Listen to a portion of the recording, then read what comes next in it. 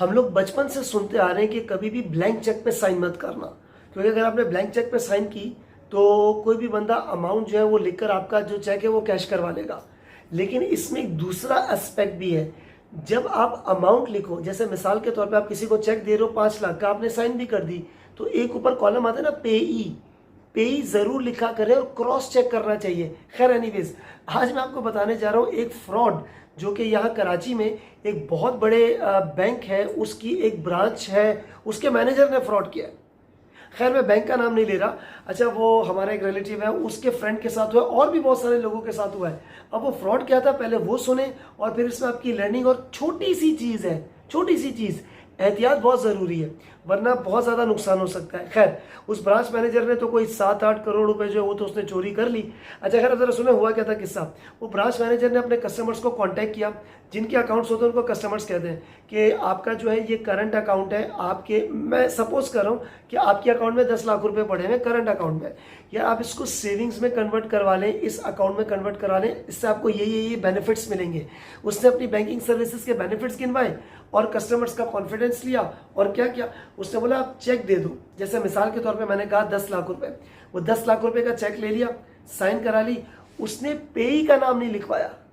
पेई जो होते ना, पेई कि आप किसको पेमेंट कर रहे हो, तो उस बैंक का नाम होना चाहिए था, या अपना अकाउंट टाइटल होना चाहिए था जहाँ पर आप करवा रहे हैं। तो उसने बस वो बातों में उसको वो उलझाया और अपनी सर्विसेज गिनवाई, और फिर क्या किया, बोला भाई कि आप हमें इसको चेक पे साइन करके दे दो, हम आपका अकाउंट खुलवा देंगे। ठीक है, अब वो रिस्पॉन्सिबल आदमी बात कर रहा है, तो शायद वो फ्रॉड के बारे में सोच भी नहीं सकता होगा, क्योंकि वो ब्रांच मैनेजर होगा, ब्रांच या ऑपरेशनल मैनेजर, मतलब कोई भी मैनेजर की डेजिग्नेशन पे था।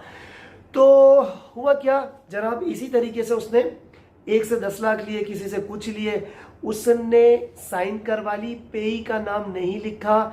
और फिर क्या हुआ, जब वो कस्टमर्स कांटेक्ट कर रहे हैं, बोला हाँ भैया आज अकाउंट खुल जाएगा, ये मसला है, कल खुल जाएगा, कल आपके नए वाले अकाउंट्स में पैसे चले जाएंगे। सडनली वो बंदा हो गया गायब।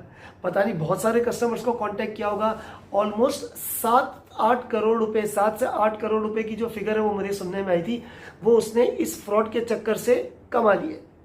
अब इसमें नुकसान क्या हुआ है, इसमें नुकसान हुआ है पब्लिक का, जो बातों में आके उन्होंने पेई का नाम नहीं लिया, कोई डॉक्यूमेंट्री एविडेंस नहीं लिया। देखो मैं एसीसी में ऑडिट पढ़ाता हूँ ना, सीए में ऑडिट पढ़ाता हूँ, तो हम ये कहते हैं कि हर चीज़ का डॉक्यूमेंट्री एविडेंस होना चाहिए, उसकी फोटोकॉपी होनी चाहिए। अगर आप किसी को चेक दे रहे हो ना, अगर उसके नाम पे, जैसे आपने मुझे चेक दिया हारिस हनीफ, तो आप एक काम करो, उसकी फोटोकॉपी भी करके रख लो और मुझसे उसमें सिग्नेचर ले लो कि मैंने आपसे चेक लिया है। और क्रॉस चेक होना चाहिए अगर किसी के नाम पर हो।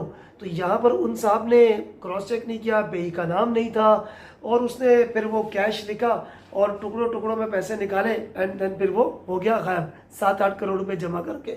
अच्छा, अब नुकसान हुआ पब्लिक का। फिर उन्होंने क्या किया, वो जो जिन साहब का मैं जिक्र कर रहा हूँ, उसने एक एप्लीकेशन लिखी, बैंक के नाम पे एप्लीकेशन लिखी। बैंक ने बोला ये हमारी रिस्पॉन्सिबिलिटी नहीं है, ये हम इसको इन्वेस्टिगेट करेंगे। सो ये भी एक चक्कर चला था। लेकिन ये सारी चीज़, सीसीटीवी तो हर जगह पर लगा हुआ ही होता है ऑलमोस्ट। तो ये जो हुआ था ना, ये उस ब्रांच की जो 1-2 कोलीग्स थे, उनकी प्रेजेंस में भी हुआ था, वो वहीं पर मौजूद है। तो खैर एप्लीकेशन लिखी, बैंक ने बोला कि भाई हमें टाइम लगेगा इस प्रोसेस को इन्वेस्टिगेट करने में, फिर आपका मामला रिजॉल्व होगा। हुआ या नहीं ये मुझे नहीं पता, लेकिन यार जो एक आम आदमी है जिसका अकाउंट था, वो कितना परेशान हुआ होगा, उसके सारे पैसे एक झटके में चले गए, कितना बड़ा लॉस है। अब इसमें आपके लिए सबक क्या है, सीख क्या है, लेसन क्या है, कि कभी भी किसी को चेक दो ना, नंबर 1 पॉइंट, आप पेई ज़रूर लिखें। किसी कंपनी के नाम पर है, पेई ज़रूर लिखें, साइन हो, ब्लैंक चेक ना हो।